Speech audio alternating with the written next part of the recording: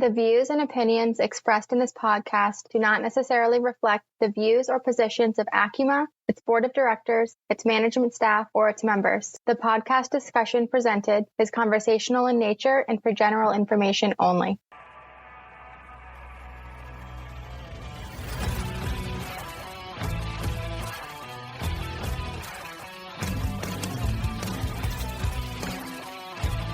Hello and welcome to Acuma's On Point podcast, the policy series, where we focus on policy issues impacting the credit union mortgage industry. I'm your host, Peter Benjamin.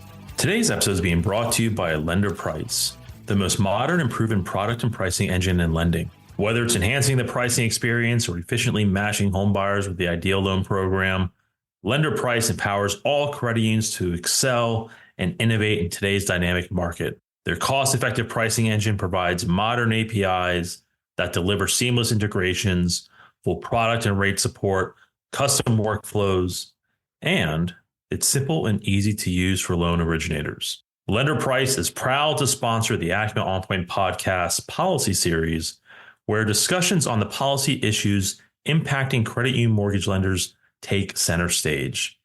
Get to know LenderPrice and book a demo at www.lenderprice.com. Joining us today, our resident expert, Leah Dempsey, shareholder with Brownstein. Leah, how are you doing today? I am doing well. It is, we still have 2 more weeks of recess. This has been one of the longer ones, as we've kind of been talking about with an election year. Members of Congress are spending a lot of time at home. So they've been back in their districts for, I believe, 4 weeks at this point, and it's going to be 6 total by the time they come back to DC. So it's been, the traffic has been much better in DC, which I appreciate. The funny thing is that here we are in the summer months, right? Or towards the end of the summer months, right?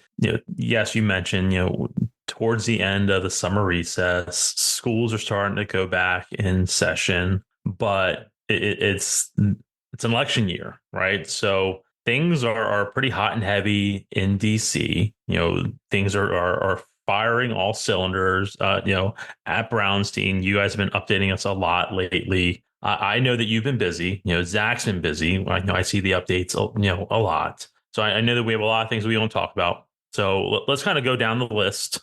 We do want to talk about the election, and you're going to give us a great update on everything that's happened since our last policy episode. But let's kind of go through the list. So what are some of the things that our members and our listeners should be paying attention to when it comes to the policy topics that are impacting them? Yeah, well, let's talk about some of the nerdy things first. My favorite things to talk about, as you all know. Let's do it. But there's this one proposal that's out there right now from the Federal Communications Commission related to AI generated robocalls. This is something that I think in credit union world right now is not extremely ubiquitous. People are still learning about AI. They're using it in different ways, but it's becoming more and more popular to use AI, and people are thinking about ways to make calls using it. So this is a proposal out there that basically adds a new layer of opt-in for if you're using AI, and I think people, think, hey, we have opt-ins all the time. That's something we could probably deal with. But keep in mind that what the FCC has proposed specifically talks about the fact that it would be for AI generated calls.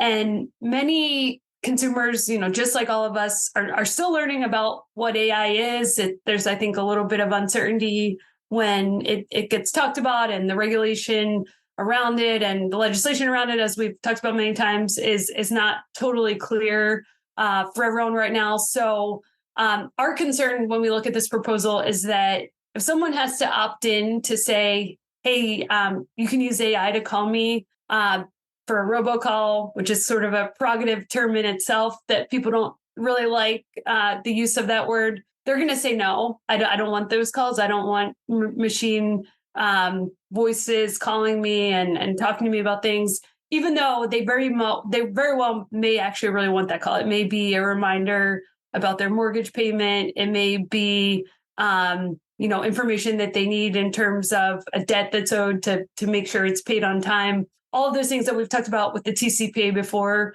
But this is just a new area that the FCC just recently put out and people are filing comments on right now. All right. So please excuse the dumb question. So is there a big difference between a robocall that utilizes AI or some form of sophistication that we'll say has an automated message saying, FYI, your payment is due. And let's say there's option one, robocall uses AI that says your payment's due. Option two, FYI, it actually connects you with a human being, right? Is there a big difference underneath this rule, this proposed rule? Yes, great question. So this would add another additional disclosure and an additional opt-in specific just to using AI. So that's the area that we think is sort of the hang up where credit unions are used to already getting opt-ins for those types of calls that are using human voice or pre-recorded calls. But this is a new scheme, a new regulatory scheme that the FCC is looking at. So it's literally just the fact that it's not a human being, regardless of the fact that it could just be, here's a reminder, your payment's due. FYI, here's your payoff amount. Here's the home value, whatever it possibly could be, right? It would just require the member, the homeowner, just to opt in. If they don't opt in, that's the violation. And I think, as we've talked about on this podcast before, particularly when you're dealing with the FCC, an agency that isn't as in the weeds on financial services issues and credit union issues as NCUA and CFPB, just explaining those types of things in comments and explaining those things to them is important because their average person writing these rules is not a credit union expert at all. So they're not familiar with why these calls are happening and, while most of them are consumer friendly in the first place. So that has been, I think, something that Brownstein's been taking a look at and the importance of just making sure that is part of the discussion. Okay.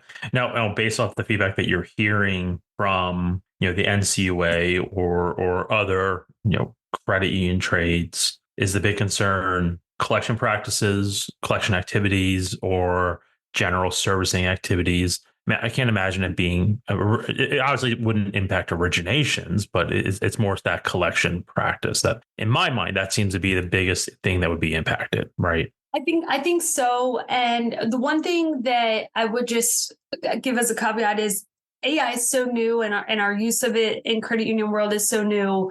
We just don't know even how it's going to probably be used over the next 5 to 10 year period. And it could be something like the TCPA, which was created in 1991, where at the time made a lot of sense, but then 20 years later got a lot more complicated when there was newer technology. So what, all of these discussions around AI, one thing that people just need to think about is, even if you're not using it right this second, how might you potentially use it a couple of years down the line from now? Okay. And that's fair. I mean, and I think the tough part is that no one's written the book yet on how AI can and should be used, right? Like there's no manual. And even from a fair lending or ECOA standpoint, the Fair Debt Collection Practice Act, there's nothing out there, right? And so we're all kind of flying blind into this. And I guess really until we have that understanding or even that playbook on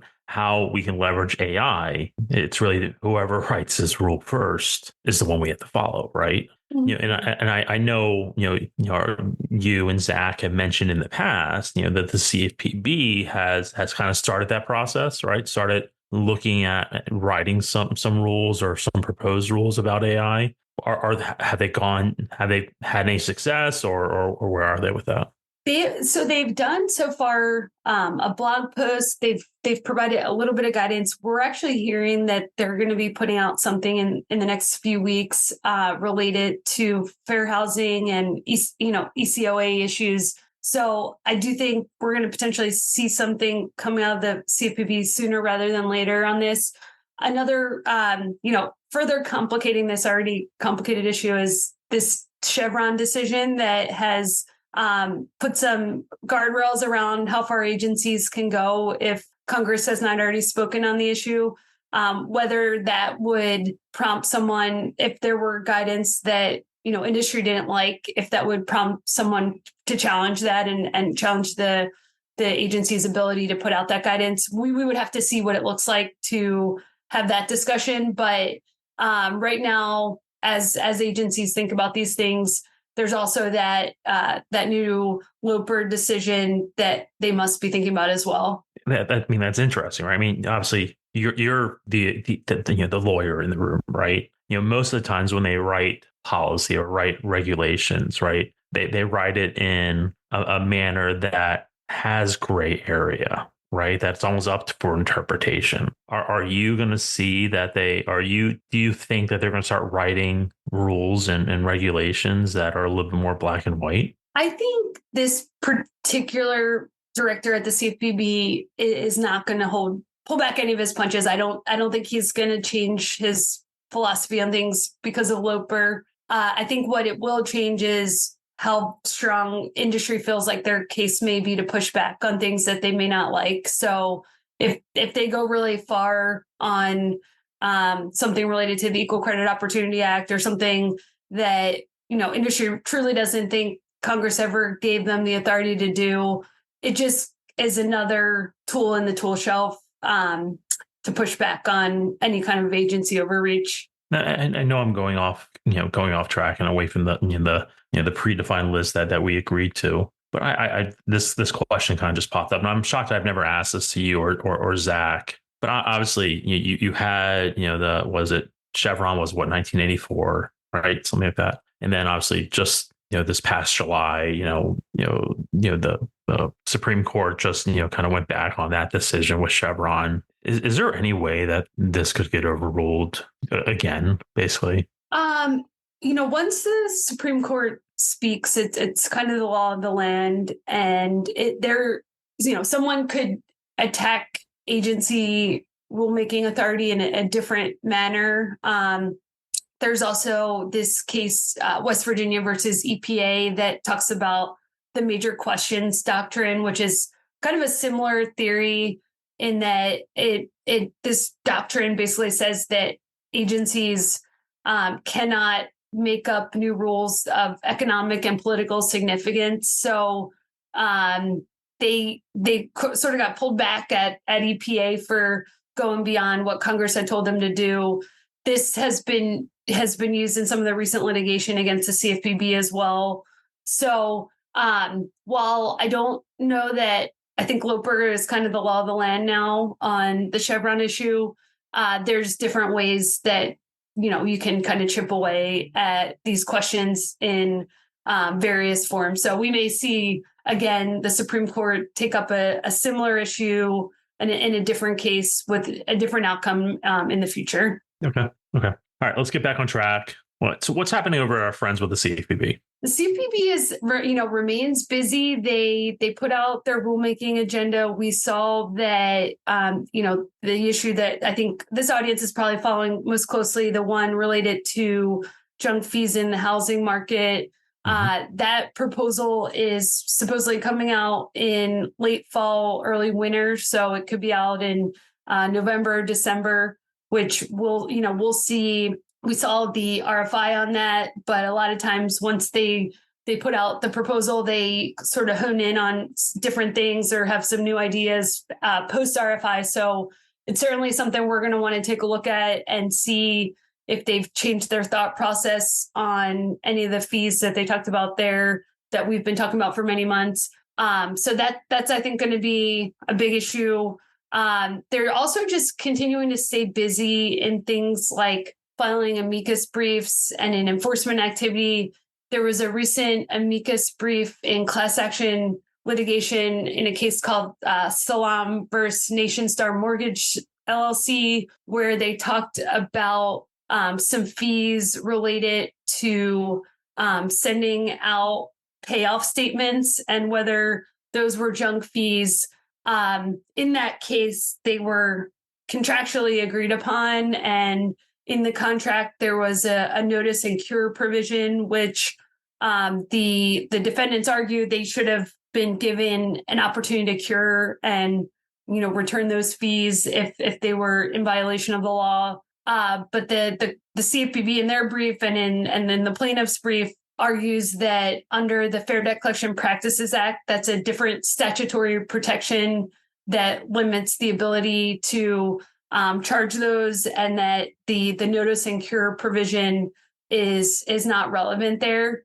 Again, the nerd on this call won't get into the super details of the case and all of that, but one thing I just want to flag from that case is that it just shows that some of what the Bureau's going after, this is an extremely technical case. It's a class action case, which, I would be remiss if I didn't make the point that that's where the plaintiff's bar makes all their money in those types of cases. This isn't really, in my mind, a huge consumer harm that there was this, minor fee for, payment for mail and payoff statements. It's a really technical kind of legal question. And it just kind of begs the question about some of, in my mind, what the Bureau has said about these junk fees that they see as, really harmful to consumers. And here it's, a pretty minimal fee and a technical legal question. And is that really an area that they need to be focused on and need to be not allowing industry to, if they want to have the opportunity to cure something like that, to go ahead and do?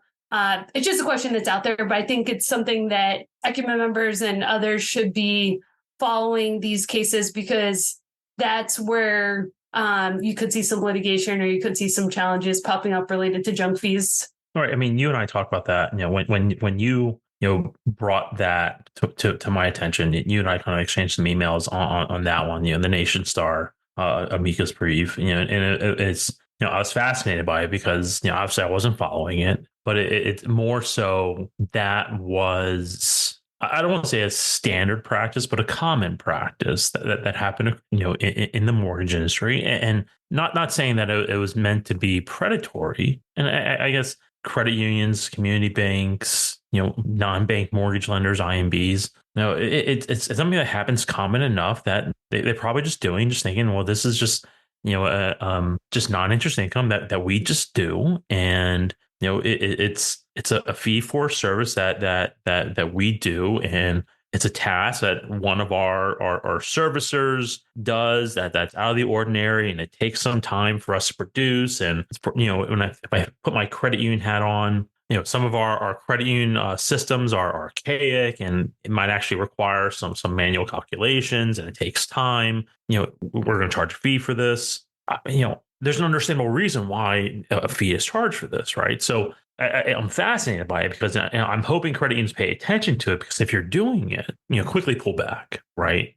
You quickly could get in trouble by it, regardless of whether or not you're disclosing it. Now, I guess that's a good question. What if you are disclosing it up front, right? Yeah, and that was part of what the mortgage company argued as a defense, that TILA and RESPA, they were in compliance with that. And I think there's some debate in the case, and it's ongoing, so we're not exactly sure where they're going to land on things. But I think you're exactly right that in general, I would just urge people to pay attention to these briefs and pay attention to the enforcement activity and the litigation in addition to the rulemaking, because some of what we see the CFPB arguing in their amicus briefs doesn't really necessarily fully align with what I think a lot of people would read the statute to say, or what they would even read the regulation to say.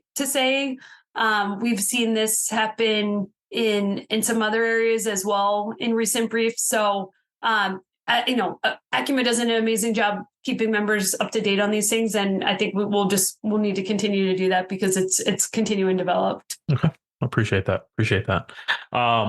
It's always fascinating to learn what's the next thing that the CFPB is up to. All right, so in the last few minutes that we have, we have to touch on the election. Here we are. It seems like things are starting to speed up with the election. I think the last time we talked to Zach, we were right in the heartbeat of the RNC. It was shortly after the assassination attempt But again, things continue to happen with the election.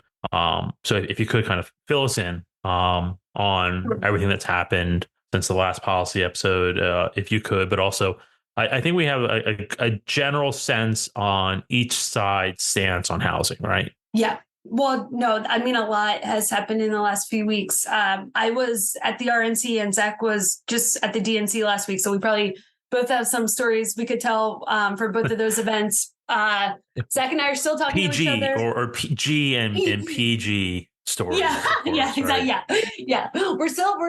So my whole team was basically at the DNC. We're all still friends. We send some memes making fun of each other. But it's been interesting. But I know last week at the DNC there was the announcement of a new housing policy coming out of the Harris administration. They talked about this new idea of providing $25,000 in federal down payment assistance for first-time home buyers. Right now, under the Biden administration, there's a $10,000 tax credit for first-time home buyers. So this goes, much further than that, and arguably, from what I've read, goes further really than the federal government ever has in the past in directly subsidizing home buyers. I believe in 2009 there was some sort of $8,000 credit right after the financial crisis to help people get through that whole mortgage crisis that happened in 2008. But this would be, a different sort of involvement from the federal government. There's all sorts of feedback from different groups. I know that, many people are happy that the Harris administration is recognizing that housing affordability is a problem. So I think everyone is pretty much applauding that aspect of it. However, people have questioned whether the economics of this really makes sense and whether, injecting this amount of money into the system is really going to actually just make home prices even more expensive and make inflation worse. So a little bit on both sides of the aisle. So you could probably debate that issue, but it's something that they're looking at and something that I know was definitely talked about at the DNC. Mm-hmm. That's fair. Okay. Anything else from the election? Well, in general, we have two new vice presidential candidates. We have J.D. Vance and Tim Walz. J.D. Vance is someone who is on the Senate Banking Committee right now. So we have a window into some of his work on financial services and housing issues. He is a populist. He wrote a book about being a populist. So he isn't always necessarily fully aligned with where the Republican Party has been on every single piece of financial services legislation and issues. He's actually done a lot with Elizabeth Warren. They've done a couple letters together, and he's worked across the aisle on a few things. So I think everyone in housing world and credit union world is right now trying to nail down where he might be exactly on every issue. But we know from his voting record this Congress, where he's been on many things, he originally was a little bit of a wild card on interchange fees, which I know isn't necessarily as much in the mortgage space, but something important to people in the credit union world, where he got on board with the retailers early on in his career in the Senate. He sort of backed off of that and didn't go as far as I'm sure the retailers would have liked him to. But that was just one notable thing in his history that you wouldn't maybe not expect from a Republican candidate. So he's someone to watch. Tim Walz he was very active as the Minnesota governor. He, particularly during COVID, had some pretty, I would say, restrictive regulations at the local level related to rental fees and housing issues. I think Minnesota probably took some of the more extreme stances on COVID related issues. So that, that's an area that we can kind of take a look at to see where he stands on housing issues, but still figuring out, where he is on all of the collective mortgage issues and credit union issues. But overall, the tickets are set now. We are in the heart of, I think, what we would call, silly season on steroids. It's as we mentioned, the Congress is only going to be back here for a few weeks in September. There is going to be one additional markup in the House Financial Services Committee. Senate banking is probably not going to do much. Sherrod Brown is in a very tough election in Ohio, probably made even more complicated by the vice president candidate for Republicans being an Ohio senator as well. So a lot of political focus right now. And, as we all predicted, it's getting a little bit ugly. It's getting a little bit chaotic. Look at Twitter at your own peril if you feel like being in a bad mood. Well, a lot's going on. So it's an exciting time of year. Leah, thank you very much for joining us. As always, appreciate the update. Fun times. Again, thank you very much. Thank you. Thank you again to Lender Price for sponsoring our policy series. And to all of you, we know your time is valuable. Thank you again for tuning in to the latest episode of Acuma's On Point podcast. We hope you enjoyed it. Until next time, be well, my friends. Thanks for listening. We'll see you next time at the Acuma On Point podcast. If not already, be sure to subscribe and give us a 5-star rating. For more great episodes and information, be sure to visit us online at acuma.org. And to get the latest updates, head over to our LinkedIn page.